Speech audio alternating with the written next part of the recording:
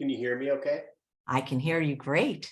Okay. Hey, everyone, and welcome to Chef AJ Live. I'm your host, Chef AJ, and this is where I introduce you to amazing people like you who are doing great things in the world that I think you should know about. Well, today is the second up to last day where you can get the unbelievably epic Ultimate Vegan Health and Weight Loss Bundle, and I have another fabulous contributor named Nate Maris, aka Raw Natty Nate. He's the other half of Raw Food Romance, in case you are wondering. And he's going to talk about how you can grow microgreens in recycled containers. He actually has a wonderful course in the bundle.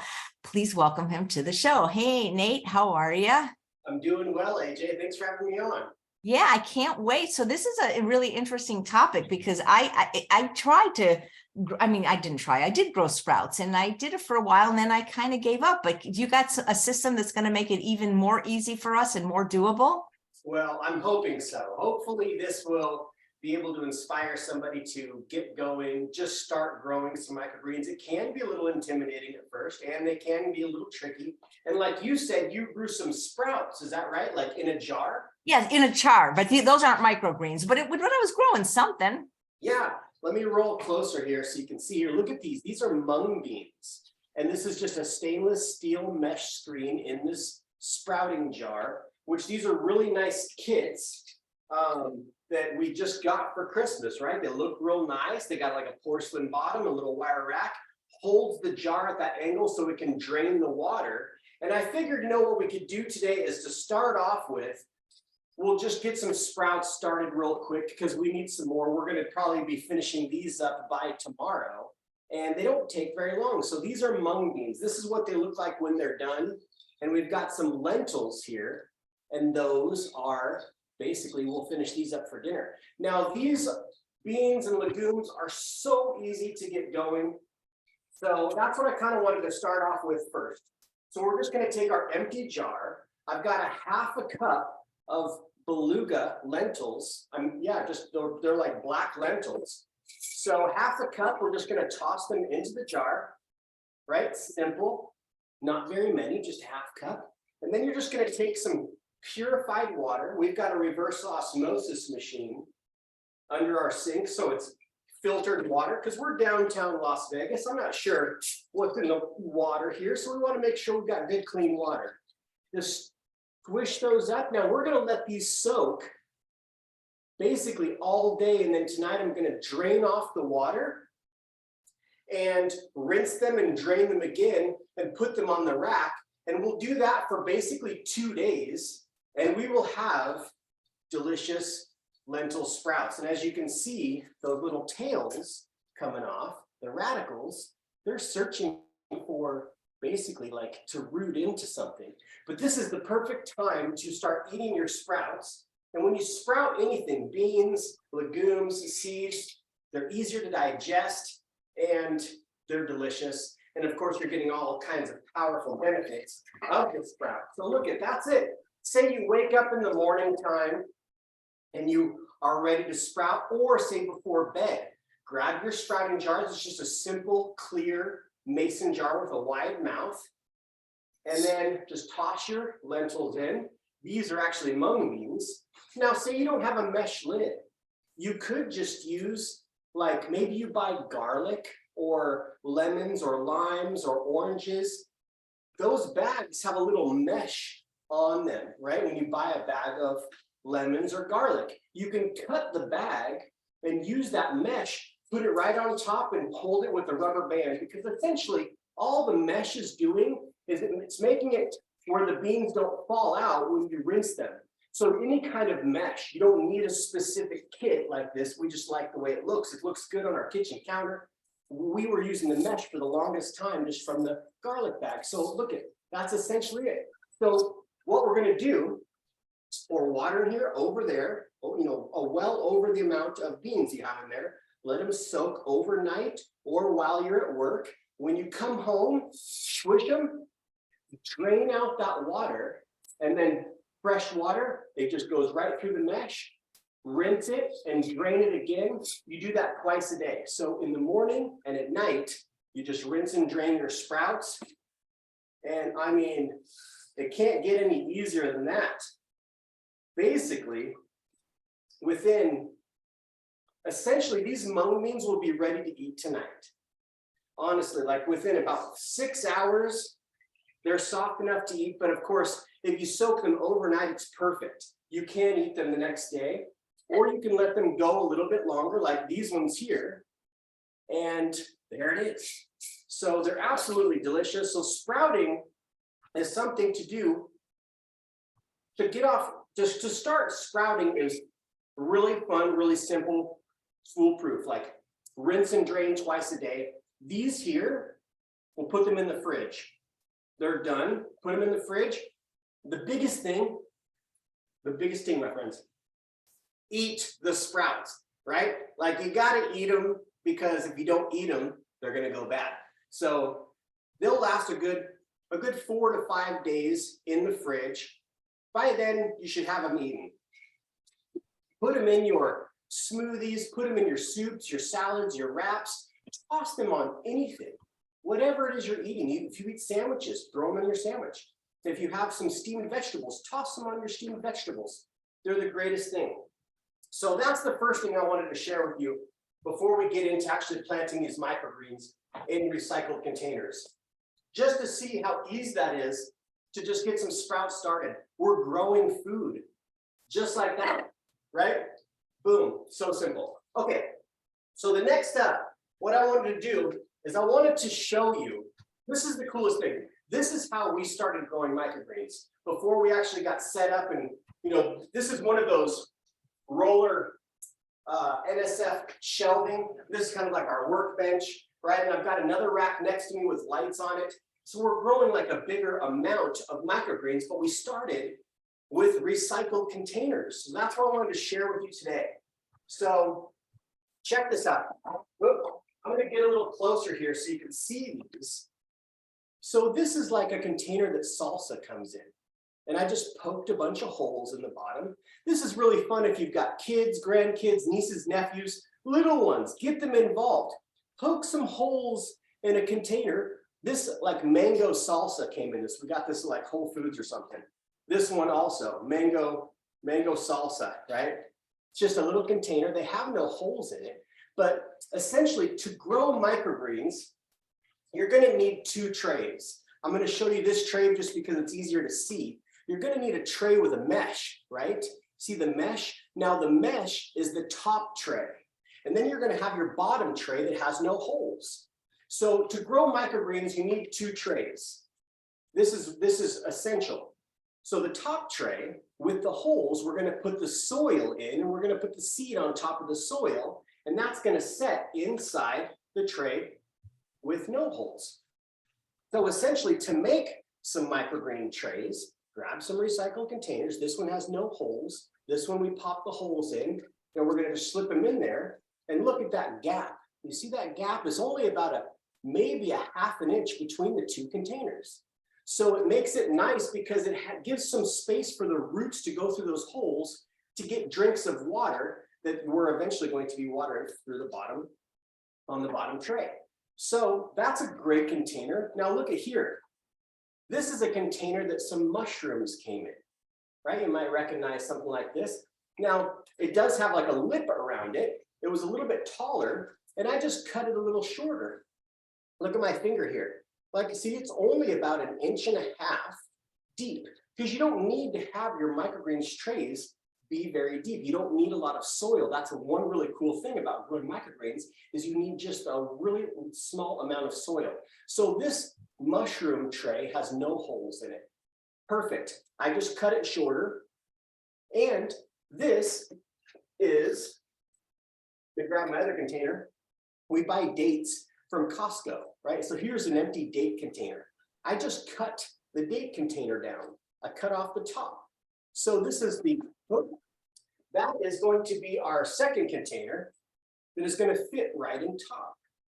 So we've got our top tray and our bottom tray.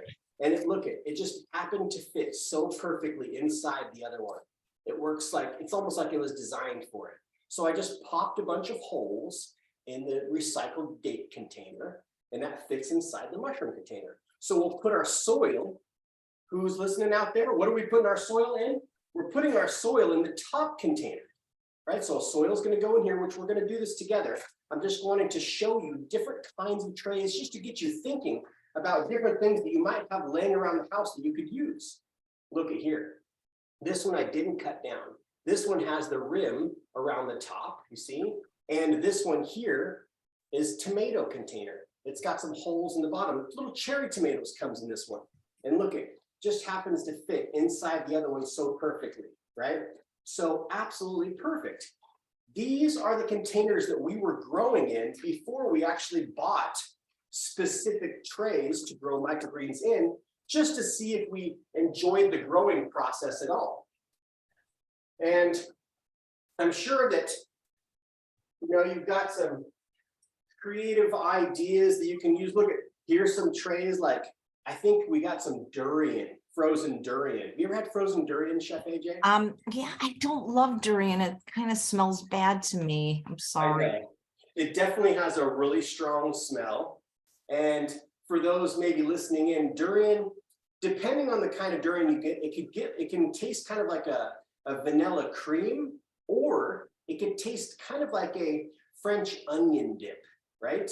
Now, those are pretty extreme differences, but it's like a creamy, sort of savory, oniony, garlicky kind of flavor, or it could taste kind of sweet like vanilla cream. But yes, like you're saying there, AJ, super strong smell, and sometimes it's hard for people to stomach it, but these are really tough trays. I mean, my gosh, look at, I'm trying to bend this thing. Look how strong, this is a really strong tray. So I kept these because these are some other great trays to grow in, right? Like we've got the cherry tomato container sitting right on top of that little durian container, because the bottom container is just going to basically hold a little water, so the top container, the roots can get the drink. So essentially that's all as far as the recycled containers. You can use all kinds of stuff, like, you know, I think cherry tomatoes came in this one. You could poke some holes in it. Look, we actually bought microgreens one day when we were out and about, and they were really fresh. They were delivered that morning. So I was like, oh, I want some of those. You know, I want to be able to support the growers that are supplying the grocery stores.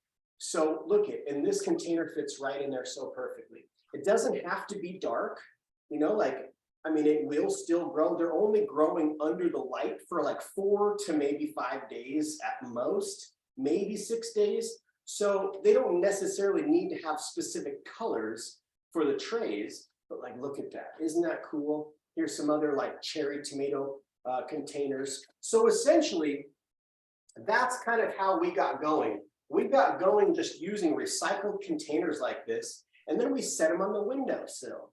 So if you got a windowsill, like look at here, look at my hand.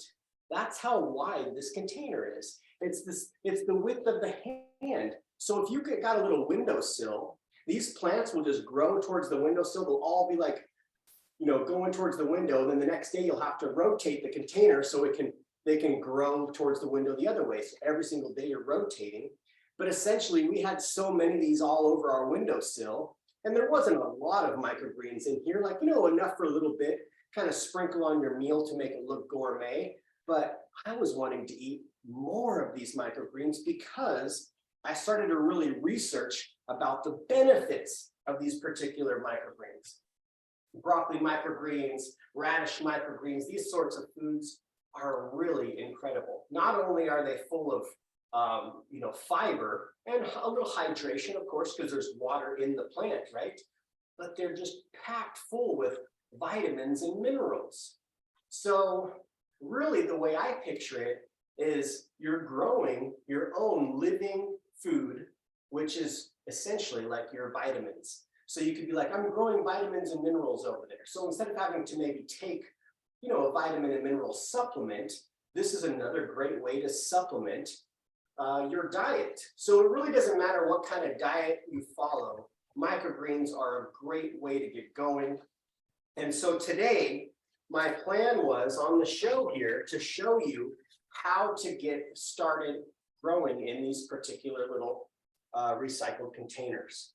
Okay, so first, let me grab some soil. So we're going to talk about the soil next. Now we have the containers kind of figured out. Just recycled containers, right? The soil that I like to use, I'm gonna see if I can get the light to shine on here. This is coco coir.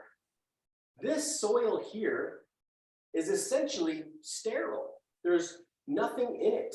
It's simply coconut husk fibers ground up, and they do wash the coco coir, and sometimes they use salt to do the wash.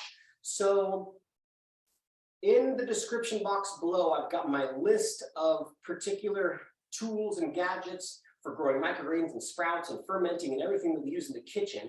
And I've got in there the link for the coco coir, because the coco coir, you want to make sure you're getting coco coir that's been triple washed, right? And it's specific for planting in. So it's not got a lot of high salt content in the soil to start with. And this stuff is just beautiful. This is a sustainable medium, a grow medium. It holds the moisture really well. It's very aerated. Now, I don't mix anything in this. You can use planting soil if you've got a bag of potting soil laying around outside you use to top off your plants. Any kind of soil will work. But what I like, considering, being that we're growing inside our office here, I like to use something like this. It's very clean and it's really not very expensive. So that's it, just the coco coir. Now there's all kinds of different grow mediums that you can use, but what we'll use today is the coco coir. So I'm going to roll closer here so you can kind of see. Let's start off with this container here. This is that date container. Now I'm just going to grab a little soil here. I'm just going to toss a little in. Remember, I was saying we don't need a lot of soil. These roots don't need to go very deep. You're not growing them for very long. So essentially that's it. Look at there. That's about like a little bit more than my pinky, like it's finger width deep, which is essentially like what, a ½ inch deep. Now you can use another container or your hands just to kind of press the soil down, right? Just to kind of get it flat, or you can just use your hands. This is really fun, like I said, for the young ones too. Let them do this. Have them put the soil in the container. Use their hands to get it all nice and flat. So this tray is made. We just made a tray. I like to call it making trays when you're putting the soil in the tray. So I'm going to set this in the bottom container. This one is ready to go. Let's make up the rest of the trays together here. So remember this one, the salsa container. Let's see if I can get this on camera here. Now look at there. Essentially, that's it. I'm going to use this container, and I'm just going to use this one to flatten it out, just to kind of pack it down. It's so beautiful. I just love it. Okay, just like that. And again, you don't need a lot of soil. Microgreens don't need a lot of soil. Look, just the thickness of my finger. So there we go. We've got our top tray right in there. So you can see how easy this is too. I mean, really, you could get some microgreens going right before you leave for work in the morning. Really? All right, let me see here. I'm going to use my hands in this one. We'll just press the soil down. Just kind of flatten it out. You don't need to have it super tightly compact. You don't want it too tight, but you can just toss it in there. The thing is with microgreens, these little things just grow. They will grow. It's almost like you can't really mess it up. In the beginning, I would look at people's microgreens and it looked more intimidating than, say, a tomato or a zucchini plant out in the garden. I don't know why, but I was like always kind of intimidated with even trying to grow microgreens. Now, what's cool with using coco coir is essentially this is veganic, right? There's no animal products in this particular soil. Some soils have like bone meal, which is ground up bones from animals, feather meal, shrimp meal, crab meal, all kinds of different animal products. Now that's to basically have some nutrients in the soil for the plants, which there are veganic practices, growing practices, where you don't necessarily need to have those sorts of products in your soil. What I love about growing at home is you know exactly what went into it. So this is just pure coco coir, ground up coconut fiber. I'm just making up this other tray. We're going to get 4 trays going today. We're going to do some broccoli, some radish, some purple kohlrabi, and some clover. We're actually low on microgreens. We've been eating the microgreens that we grew before. We took a trip just recently and we harvested all that we had and took them with us. Now, there are ways that you can grow microgreens when you're gone, and it's a system called flood and drain. Now, so for those of you who are interested in this process, just do a Google search of flood and drain microgreens. And essentially, you've got one big tray with a system below that pumps water up into this big tray. And then you've got your other little trays in there, the mesh trays, the top trays, and it floods it and then it drains. So really cool because you could be gone for days and it'll be watering your plants for you. So there we go. This tray is made. Beautiful. Okay, so there we go. We've got 4 trays made. Now, really, this probably only took like, I don't know, maybe like 1, 2, 3, 4, maybe 5 cups of soil. Not very much, right? So that's it. So we've got all these little trays made. Now, I know it would be so cool if I had a close-up for you guys so I can show you a little closer. But what we're going to do here is we've got the radish seed, right? So we just buy some daikon radish seed. This is something I want to touch upon too real quick. If you're sprouting, like we started these sprouts, it is best to get seeds that are meant for sprouting because you're eating the seed, right? Now, when you're growing microgreens, the seed stays in the soil, so any seed essentially will work. Microgreen seeds don't have to be special seeds. They're just seeds like you would grab at your nursery or even grocery store that certain time of year. Sometimes you have a, excuse me, like a kiosk of all kinds of seeds. You could grab those seeds and those seeds would work just fine. So these are daikon radish seeds. And but yeah, make sure if you're getting into sprouting, just research sprouting seeds, right? You know, because those are seeds that have actually been treated and gone through an extra step or two to make sure that they're safe to be able to ingest. Hey, Nate, there's a question from Mona. What are your thoughts on hemp mats? Okay, yeah, hemp mats. I've actually got some hemp mats right here. Now check these out. This is another grow medium. Look at that. It's just this mat, right? Now this is a great system to start with. I don't mind growing on hemp mats. I've grown a little bit on them, but I find that I have a better yield and they just seem a little bit denser and a little bit thicker, quicker than on the hemp mat. But a hemp mat is perfect. Hemp mat is great. It's actually a little bit more money for hemp mat than it is to say buy a block of coco coir, because I just buy bricks of coco coir and then you just pour water on it and it just expands and it starts to crumble and you can just fluff it up. But hemp fiber mats are a great way to go as well. Now I'll show you these trays here in just a few once we get planting. This is the size of tray that we're actually growing on now, because as you can see, there's a lot more. It's a 10 by 20. This is kind of like the industry standard for microgreens or wheatgrass growth. This is the style of tray that they use. But the hemp fiber mats are great, definitely. There's also cocoa fiber mats. Let me see, where do I have one? Do I have one up here where I can grab?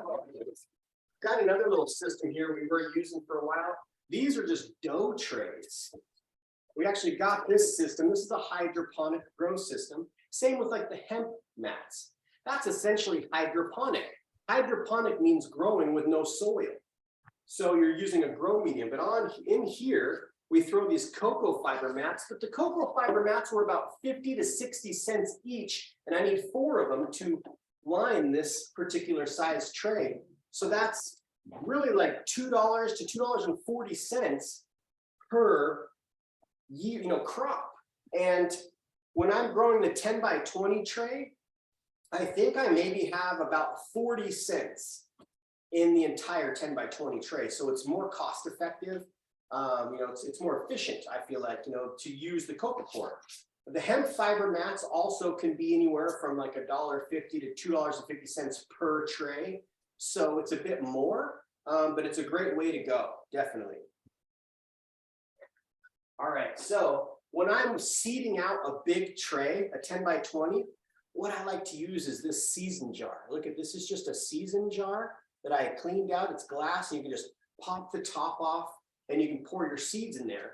But considering that we're doing just a small little container, I'm just going to grab a little spoonful, and we're just going to use the spoon to sprinkle them in here. So, oops, I just kind of flipped the tray here on myself. When did you get into this so much? When did you start becoming so into sprouting, and why? Well, you know, AJ, I met this guy after I watched my mom reverse her stage 4 kidney cancer, which people always want to know where my mom's doing and how she's doing. And, you know, I don't really know how to get people in touch with her because she's not doing any kind of content or anything. But I watched her reverse her stage 4 kidney cancer. She had one kidney removed, didn't change her diet or lifestyle, and then she got kidney cancer in the other kidney. And that was the point that really started to make me dig into holistic health. And because I was like, Mom, we can, you know, you can beat this. Like, let's figure out a great way to go that's not going to, you know, because they wanted to take her other kidney out and then she'd be on dialysis for the rest of her life. Which dialysis is, you sit there, they pull your blood out of your body, they filter it, and they put it back in. It's like a life sentence in a way. So I watched her do that. She had a great mindset. This was the mindset she had. She said, I'm already healed. I just have to do the work. And I was like, oh my gosh, you're going to heal yourself. I know it. And when you do, I'm going to follow what you're doing. Well, she did heal herself. Did I follow what she was doing? Did I listen to my mom? No, I didn't. Because I was like, I don't want to necessarily be a raw foodie. It was raw foods. And of course, she was struggling to figure out a way to heal herself. So she was doing some pretty intense protocols. And I didn't want to do what she was doing. So 8 months goes by. I meet this guy on a ski lift. And he's asking me what I do. And I was a medical assistant at the time. And I'm telling him about my job and what I see and just the food and our relationship with food and how many medications people are on. And then I told him about my mom reversing her stage 4 kidney cancer with raw foods. And he's all, yeah, I reversed my stage 4 colorectal cancer at the age of 42. And I've been a raw foodie ever since for 44 years. Wow. Living foods. If you are what you eat, what do you want to be, Nate? And I'm like, I want to be thriving and alive. And he's like, you got to eat living foods. If you are what you eat, living foods, if you want to be alive. I'm like, this makes sense. I've been tuning into this niche, so to speak, researching about different holistic health practices and eating more fresh foods and plant-based diet. And, you know, I was making the vegan connection. I was understanding that I need to really switch up my game because at that point in time, I was getting ready to turn 40. So that was the moment for me, AJ, was meeting that guy, John, and he was all about sprouted foods and living foods. And I was like, I got to figure out how to do this. So it's been 6 years. This next week actually marks 6 years for me that I've been eating raw foods. I started February 17th and haven't looked back. I've been eating raw foods predominantly. Like I've had maybe a good, I don't know, 6 to 8 cooked plant-based meals in those 6 years, but I've just been geeking out on raw foods. And that's really how I got into this, was meeting that guy, John. He was 86 years old on a Black Diamond ski run, and I was snowboarding. So I had to sit down and ratchet up. I couldn't even catch this guy. He was gone off the lift. Because when you ride skis, you're just off the lift. You don't have to sit down and strap up your boot or anything. But this is the kicker. And the very end of the lift, I told him, I was like, man, you know, I told my mom I would listen to her. And he lifted up his goggles and he like pierced right through me. And it was like, I didn't see his eyes the entire 15-minute ride. Just at the end, he lifted up his goggles and he's like, you should listen to your mom, Nate. And I was like, dang it, I gotta do this. I have to learn how to sprout and grow living foods and eat more living foods, because I was vegan at the time, right? So when someone, this is a thing, there's definitely a difference between a plant-based diet and a vegan diet. There's actually no such thing as a vegan diet. Vegan is a moral stance against the animal exploitation and, the resources that we're, demolishing to grow, animals for, breed animals for food. So veganism has nothing to do with diet, right? So, but I was essentially eating a lot of vegan foods, which vegan foods, because they're not whole foods, are highly processed. Mock meats and cheeses and milks and butters and ice cream. And I was essentially eating everything that I could that was vegan, labeled vegan, meaning there's no animal products in it, but these were highly refined and highly processed foods that I were eating. So it wasn't healthy, right? So long story short, that's how I got into growing microgreens and adopting this diet of, I want to eat living foods. I want to be like that guy who's 86 years old on the ski lift, right? Cool. It's too bad you didn't exchange phone numbers with him. I'm so bummed I didn't do that. We just only had like about 12 to 15 minutes on the run. And there's only so much you can really discuss. I'm so frustrated that I didn't get his last name or his phone number, because it would have been so amazing to stay connected with. This guy was definitely amazing. I mean, he was 86 years old, still skiing. So Wow. That's how I got into it, right? That's how I was like, I got to figure this out. So I went home that night and I was like, I'm doing this. I'm going to do this raw food thing. And that's when I found Lissa, Raw Food Romance, on YouTube. Because I was binge watching YouTube and I was like, I got to figure out how to do this. I came across her channel. She had her stories. And I was like, ooh, this chick's really awesome. Like, she's got a good head on her shoulders. She's not like super crazy. Because of course there's a lot of people in the world that are crazy in their own ways, but she was my kind of crazy. And I bought her meal plan book and followed her meal plan book for 7 months straight. Meal plan volume 1, dropped like nearly 60 pounds and haven't looked back, man, ever since. And actually it's interesting because now we're married. I'm married. The girl that I fell in love with on YouTube. That's amazing, right? Like, how does this even happen? Yeah, So, that doesn't happen every day, let me tell you. it does not happen very often. We're on a great path together and we're loving it, and we want to share, and just, it's exciting to have this connection with our food again. And then of course we are vegan ethically. Like I said, veganism is not a diet, it has nothing to do with diet, but what we eat plays a huge role in veganism. So we're ethically vegan, and we're trying to help inspire other people to have fun with their food, make the connection, and eat healthier. Just like what you're doing on your show, AJ. Well, So amazing. You have so many amazing people on here that can really help recalibrate the way people think. And it does take time. It took me a long time to adopt a vegan diet, and then it took me even longer, well, it didn't longer, but it took me almost a year before I adopted a healthy, whole food, plant-based diet. And then I went raw. Yeah. So, all right. So here we go. I'm going to speed this out. I have basically less than a tablespoon of daikon radish seeds, and I'm just going to sprinkle these in here. That looks, actually, you know what? A tablespoon looks good. I'm going to try to see if I can get kind of a close-up for you to show you what this looks like. Now, less is more in a lot of ways. Bear with the shake here. I'm going to see if I can get my laptop to angle. All right, you see that? Look at that there.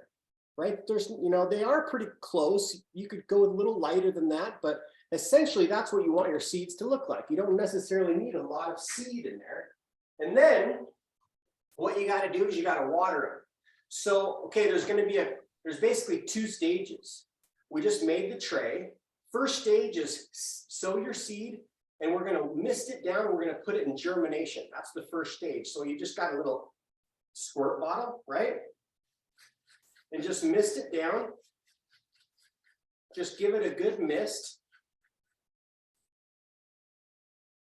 Now, in the small containers like this, sometimes it's kind of cool to be able to check on your microgreens twice a day, just like you would your sprouts.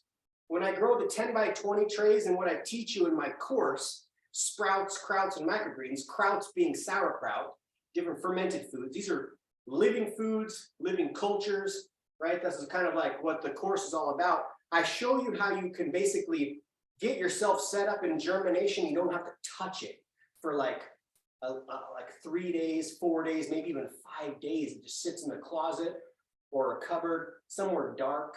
You don't even have to touch it. But this small of a tray, you can take a peek after you rinse your sprouts. Go take a peek at your microgreens. You might have to give them a little mist like this. That's it. Now I give them a pretty good water there, that initial water, because I'm going to wet them down, wet the soil down. But say tonight, I could just go in there. They'll probably be fine. I probably won't mess with them tonight. But tomorrow morning, I might just go like this. That's it. Just a quick little spray. So this tray is ready. Now we don't have to put anything on top of it. But what really does help is if you put another container on top of it, right? And it kind of weights it down. Excuse me. I'm going to take this date container. We're not going to do this to all of them. We've got the radish here, right? You can just take like a rock or something and you can set it right on top, right? So this is just an empty container that's just sitting right on top of there. And what that does is it kind of gives some resistance to the seed trying to push up, and it helps the root drive down into the soil. We won't do that to all the trays, right? I would love to be able to show you like a fast time lapse of this whole process. This tray is just going to be a thick, bloomed thing in like 8 days, 9 days of just delicious microgreens. So that tray is done. We're going to just set it here. Let's do our other tray. Look at here, we've got this other little tray, right? So the whole episode is I want you, whoever's tuning in, to just get going and try it. Don't be scared. These things will grow. Like it's in their genetics, it's in their DNA to grow. All it needs is a little magic elixir of life, which is water, right? And some sunlight. That's it. You don't have to do anything else. Now, of course, in my course, I do kind of go through temperature and air circulation and the racks and the lights and the trays, and we go in depth on being able to grow these to where you can grow a good amount of food for yourself. But this is a great way to get going, and it's super, super fun for the young ones because, as you know, our attention spans are getting shorter and shorter, and little ones' attention spans have always been short. And this is a really fun thing to do because they're going to be able to see how fast, I mean, really 2, 3 days, 4 days, they're coming out of germination, and then they get to see these things pop and grow. Like within a week's time, they'll see like, oh my gosh, look at these plants are getting bigger, right? So it's really a fun thing to do. Okay, so this one here, I'm going to do some broccoli in, and I've got less than a tablespoon because this is a smaller container, because you don't want to have your seeds, you don't want to have too many seeds in there. Too many seeds can, when they're too tightly packed together, because already they're growing in a way that's not natural in nature. We're packing them in together. So we want some airflow between them. So you don't want to put too many seeds in. But like I said, don't be scared. Just try it out. And same thing, we're going to mist this down. Now, I'm not sure if anybody has tuned in to say like, what you can do is you can do a Google search and called Scilla hairs, right? It's microgreen Scilla hairs. So it's C-I-L-L-A, I believe is how it's spelled, Scilla hairs. Now these hairs, they spike off of the root and they're fuzzy. So to the untrained eye, you could be thinking, look at my whole crop's molded, and it's not mold. What it is those roots are looking for water.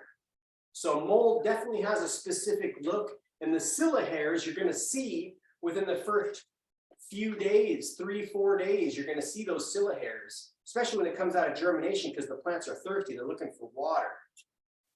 So we're just getting our stuff set up and ready for this first stage. Okay, this second one, we're going to do some clover. So we did the radish, we got some broccoli, we're going to do some clover. Now you can see, of course, if you're not talking and filming, how fast this would be to get some trays made and get going. Doesn't take a lot of time.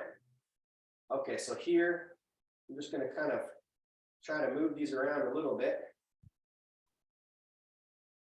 Just have fun with it. Like I said, don't be scared. Just give it a try and see what happens. You might just surprise yourself and just, what I really like is we've always grown a garden, and a garden takes a whole season, if not longer, to be able to get your harvest.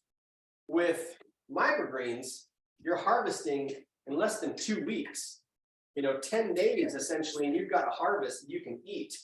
Sprouts are even better. Like you can eat these the very next day. 2 days, you've got food, or overnight, you've got lentils or mung beans. You can eat those lentils or mung beans the very next day.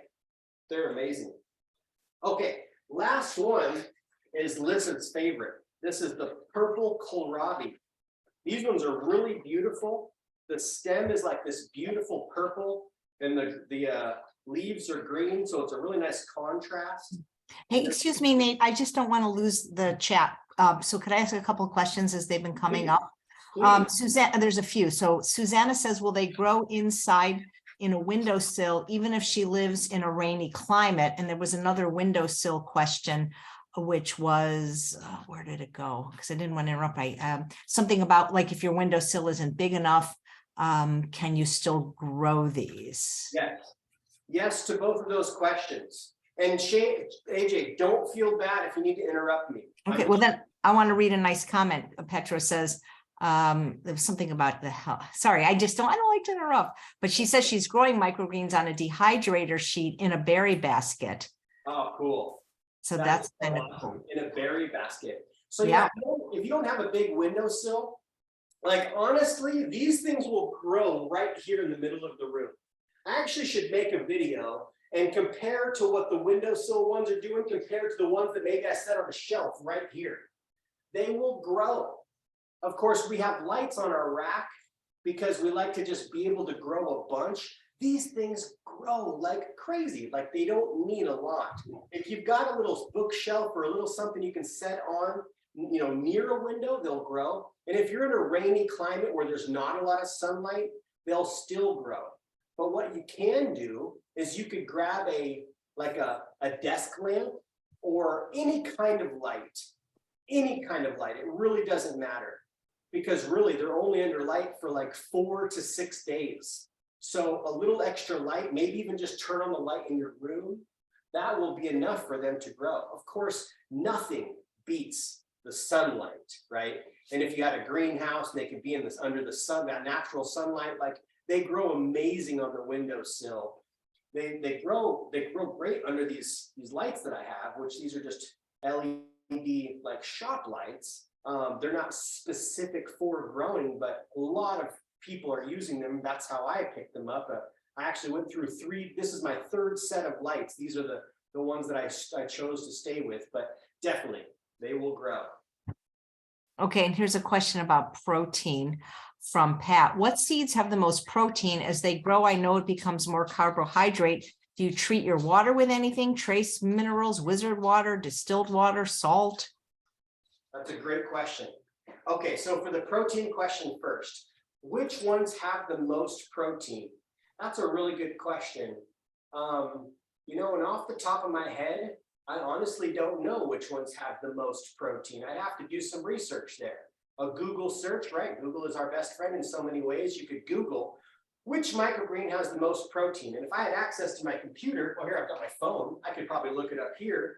But they all have protein. What's so cool with plants is they have all the essential amino acids in them. So as long as you're eating enough, we're going to get the amount of protein that our body needs that we can't make on our own, because there's like 20 different proteins, right? 20 different amino acids that our body needs, but there's like 9 that are essential, like our bodies don't make them, so we have to get them from the food.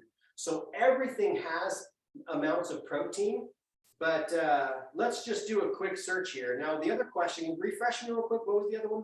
The water, minerals? Yep. Okay. Let me see here real quick. What microgreens have the most protein?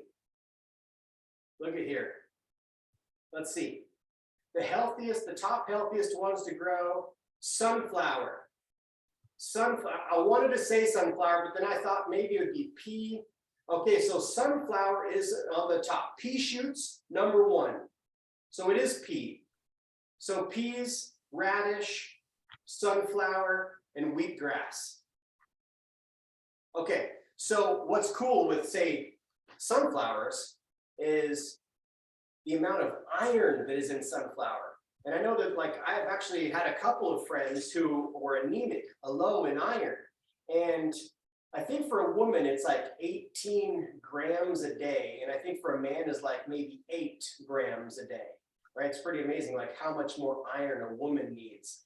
And 1 ounce of sunflower microgreens is like 6 grams of iron. So really amazing amount of iron is in sunflower microgreens. But all of them are going to have amounts of protein. Of course, you know, say like lentils and mung beans, some of these sprouts, they even have more protein. And that would be something to really put together.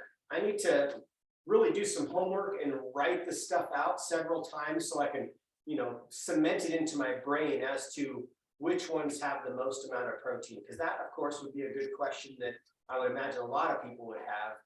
But of course, you know, the best thing to do is to eat a variety of these sorts of plants and, of course, other fruits and vegetables, and, you know, eat an appropriate amount, and you know, you're going to get your protein. So the water, let's get into the water. I was going to show you this tray real quick. This little tray is really cool, and they sell these racks that you can get for those trays. It's in the closet, I'll grab it. It's called Ocean Solution. Now, what we use, the only food that I give these microgreens is Ocean Solution, and these are trace minerals that are from the ocean, right? So there's other kinds of mineral solutions that you can get.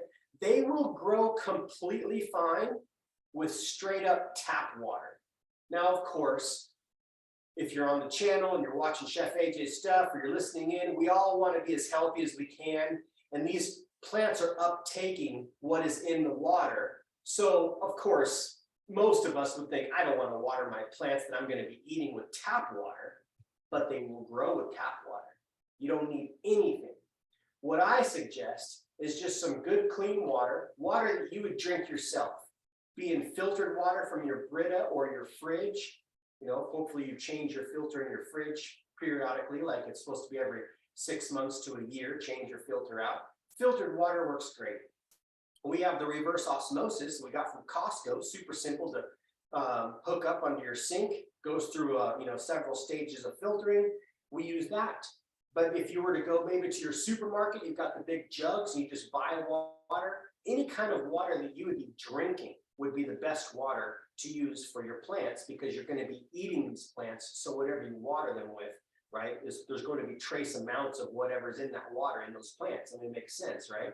So, but the only thing that I put in the water is 1 ounce of Ocean Solution per gallon of water. And of course, it is kind of cool if you want to geek out, you can do a pH strip test. There's, you know, you have your little strips that you can use, which is basically just like this little solution. And it comes with a little, you know, you just shake it up and kind of match it to the grid. So you can check the pH of your water. Now, it's best to have water around, you know, 5.5 to 6.5 on the pH scale. That way it's not too alkaline and it's not too acidic. It's kind of just a little bit more, it's not neutral, neutral 7. So it's just slightly under neutral. And really, I water them once a day with Ocean Solution, and that's normally in the morning. They're waking up, I give them that boost of minerals, and it's just a trace amount of minerals. And I've grown them side by side without minerals, and it is so hard to even tell the difference. It's hard to tell the difference with taste even. So, I mean, of course, if we had a lab and we could be in there with our, you know, microscopes and know all the tricks, and that way it'd be really cool to connect with somebody in the lab and bring them samples and be like, tell me, what does the tap water look like, you know, the plant, and, you know, what is the one that I'm feeding them just filtered water, and how about the nutrition of the ones that I'm giving some minerals to? So, but I do notice a difference. I feel like I do notice a difference in the yield. They are a bit more robust with that little bit of trace mineral. So Ocean Solution is what I use. Like I said, there are a few other brands out there that you could check into, but you don't need any kind of a solution at all. They don't need any fertilization or anything like that. That's what's so cool with microgreens, because you're not growing them long enough to get to that stage. Cool. Hey, do you ever think you would, your wonderful ice cream book that you have, could you think you could rewrite it for Ninja Creamy? Ooh, the Ninja. No, I've had a couple people ask me about that. I was thinking of getting one of those and then doing a new book for it. Because that is the best ice cream machine out there, honestly. Yeah, that's the one where you put all the mixture in and you freeze it, right? And then you take it out. Yep. And then, yep. So I love that aspect in a lot of ways, definitely. I think that would be a really cool book to do for sure. It would be really, really cool. What I was going to say now to the person who doesn't have a lot of room, these little trays you can get on Amazon. You can see how big they are. They're basically like a 9 by 11. And they actually have a little rack that's on rollers. I think there's 4 levels, 4 spots. And they, you can see how big it is. And, it's like maybe only like yay tall, about hip tall, right? So imagine that little rack you could put around anywhere in your house.